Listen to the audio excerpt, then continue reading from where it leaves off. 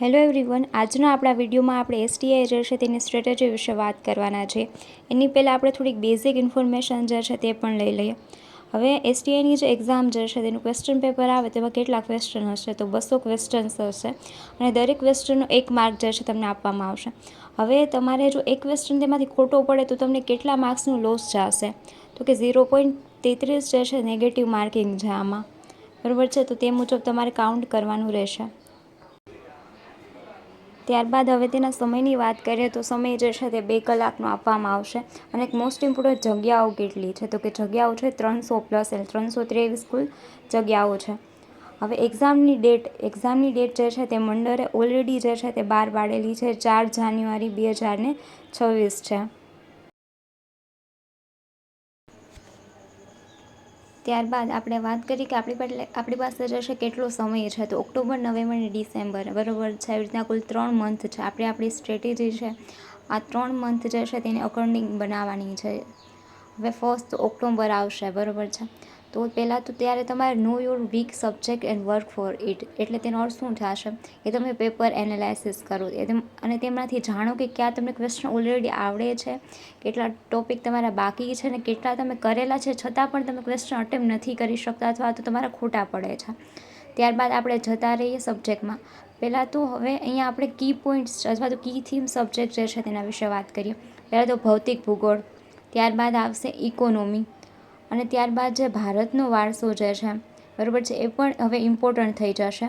અને સાથે સાથે તમે ગુજરાતનો વારસો પણ અહીંયા લઈ લેશો અને સાહિત્ય કે જે મોસ્ટ ઇમ્પોર્ટન્ટ છે. તો આ ત્રણેય સબ્જેક્ટ જે છે તમારા અહીંયા જે છે કરવાના છે. અને આપણે સાયન્સની વાત કરીએ તો સાયન્સ જે છે તે GCRT બેઝ જે છે તે આપણે કરશું. ને એમાં જે સાયન્ટિસ્ટવાળો જે એક ટોપિક છે, બરાબર છે, એને આપણે સ્કીપ જરાય નહીં કરશું. તો ઓક્ટોબરમાં જે છે આ મુજબ તમારે તૈયારી કરવાની છે. હવે જો નવેમ્બરમાં જે છે તે આપણે અધર સબ્જેક્ટ જે છે તેના ઉપર જશું. એમાં પહેલું તો જે છે બંધારણ છે. હવે બંધારણ જે છે તમે ઓલરેડી ઘણીવાર આઈ થિંક કરેલું હશે અને તમારે હવે અહીંયા અત્યારે શું ધ્યાન રાખવાનું છે કે તમારી જે અન્ડરસ્ટેન્ડિંગ જે છે તમારે પ્રોપરલી હવે સારી રીતે ડેવલપ કરવાની છે. બિકોઝ ક્વેશ્ચન જ હવે એવી રીતના જે છે કોન્સેપ્ટ વાઇઝ જે છે તે લોકો પૂછે છે. ત્યારબાદ તમે હિસ્ટ્રી જે છે તેને પ્રાયોરિટી આપશો અને હિસ્ટ્રી પતે ત્યારબાદ તમે ભારત અને ગુજરાતનું ભૂગોળ કરશો. હવે એક વસ્તુ અહીંયા ધ્યાનમાં રાખવાનું છે, તમે નવેમ્બરમાં જે છે તે ભારત ગુજરાતનું ભૂગોળ કરશો અને ઓક્ટોબરમાં જે છે તમે ભૌતિક ભૂગોળ કરશો. બિકોઝ હવે ભૌતિક ભૂગોળના ક્વેશ્ચન જે છે તે વધારે પૂછવામાં આવે છે એટલા માટે.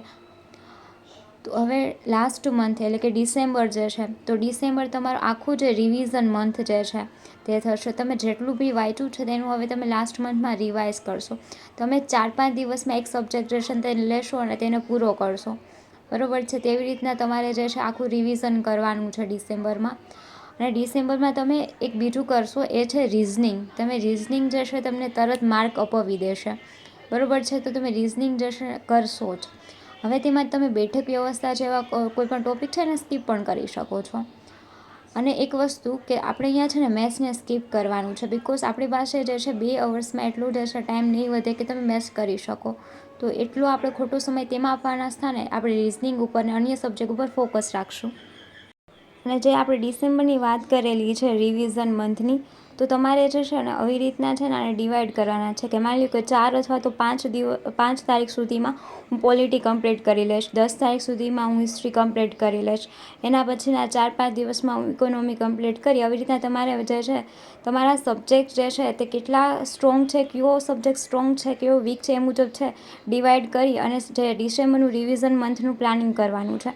અને જે છેલ્લા 2 દિવસ છે જે છે એક્ઝામના, તે તમારે પ્રોપરલી કરંટને જ આપવાના છે. અહીંયા આ વસ્તુ તમારે ખાસ ધ્યાનમાં રાખવાની છે. હવે આપણે અહીંયા વાત કરીએ કરંટ જે છે તેમના વિશે. તો કરંટ તમે જૂન, જુલાઈ, ઓગસ્ટ, સપ્ટેમ્બર, ઓક્ટોબર, નવેમ્બર ને ડિસેમ્બરનું જે છે કરશો.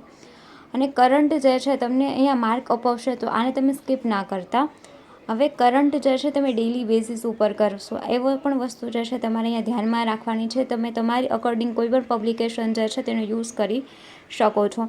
મારા મત મુજબ તમે રોજ જે છે કરંટને 2 કલાક આપી શકો અથવા તો 1.5 કલાક જે છે આપી શકો, પણ તમારે જે છે ને રોજ આપવાનું છે. તો જે તમને જે છે આઉટપુટ જે છે આપશે. ને આ સિવાય એક્સ્ટ્રા જે છે તમે ગુજરાતનું જે પાક્ષિક જે છે તે પણ કરી શકો છો એક્સ્ટ્રા જે છે તેમના માટે, તેમાંથી પણ ક્વેશ્ચન જે છે તે બનતા હોય છે. આશા રાખું છું આ વિડીયો જે છે તમને હેલ્પફુલ થશે. અને એક વસ્તુ ખાસ કે આ જે છે સ્ટ્રેટેજી બિગિનર્સ માટે નથી, તેમને તો પહેલાં સિલેબસ પૂરો કરવા ઉપર જ ધ્યાન રાખવું. And don't forget like, share and subscribe.